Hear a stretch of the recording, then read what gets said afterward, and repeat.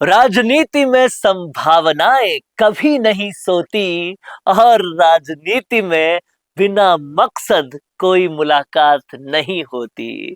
तस्वीरें देखिए और इन तस्वीरों पर ही आपको राज खुल जाएंगे। तस्वीरें हैं रविंद्र सिंह भाटी और राजेंद्र राठौड़ की मुलाकातों की।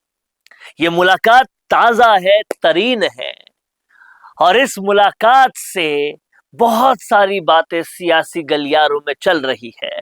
पर एक बात हमने आपको बहुत पहले कही थी, वो बात थी कि रविंद्र सिंह भाटी जब भी बीजेपी में जाएंगे अब अपनी शर्तों में जाएंगे।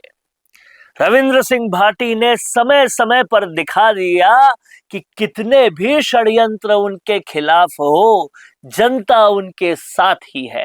6.5 लाख वोट बालोतरा, बाड़मेर, जैसलमेर जैसी लोकसभा से लाना, शिव विधानसभा को जीत जाना, बिना संगठन बिना रिसोर्सेस के ये सब काम कर जाना और फिर बार बार ये साबित करके दिखाना कि बाड़मेर की राजनीति चाहे कितनी भी तीखी हो, जनता के रिश्तों की मिठास सिर्फ और सिर्फ भाटी को मिल रही है। और अब इसके बाद मुलाकात होती है राजेंद्र राठौड़ की और रविंद्र सिंह भाटी की। ये तस्वीरों को ध्यान से देखिए। ये वीडियो जो आपके साथ में चल रहा है, इसमें हंसते हुए, मुस्कुराते हुए भाटी और राठौड़ को ध्यान से देखिए। एक तरफ जहां चर्चाएं चल रही है कि जब राजेंद्र राठौड़ को राज्यसभा नहीं भेजा गया तो बीजेपी प्रदेशाध्यक्ष का पद शायद उन्हें मिल जाए, और उससे पहले वो रविंद्र सिंह भाटी से मुलाकात करते हैं। सियासी गलियारों में ये चर्चाएं भी आम है कि राजेंद्र राठौड़ भाजपा के चाणक्य अमित शाह के कितने करीबी हैं। वो करीबियत बीजेपी प्रदेशाध्यक्ष बनने का संभावना और भाटी से मुलाकात, अगर इन तीनों बातों को जोड़ के देखेंगे तो पता चलेगा कि भाजपा अब और शक्ति चाहती है, और ये शक्ति एक युवा से चाहती है जिसके पीछे जनता लगी हुई है और जिसके साथ साथ बहुत सारी जनता है। क्या भाटी अब बीजेपी में आ रहे हैं? ये सुगबुगाहट, ये मुलाकात से जो सुगबुगाहट हो रही है, क्या इस सुगबुगाहट में कोई सच्चाई है? ये सब लोग जानना चाह रहे हैं।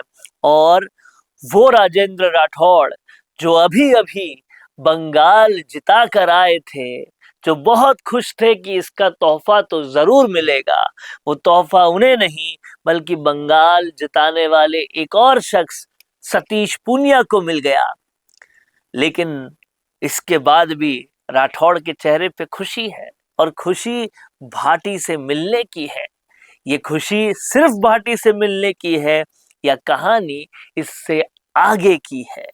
भाटी अगर बीजेपी में आते हैं और अपनी शर्तों पर आते हैं तो फिर राजस्थान बीजेपी को डबल शक्ति मिलेगी और मरुधरा की राजनीति में बीजेपी को एक बड़ा फायदा हो सकता है।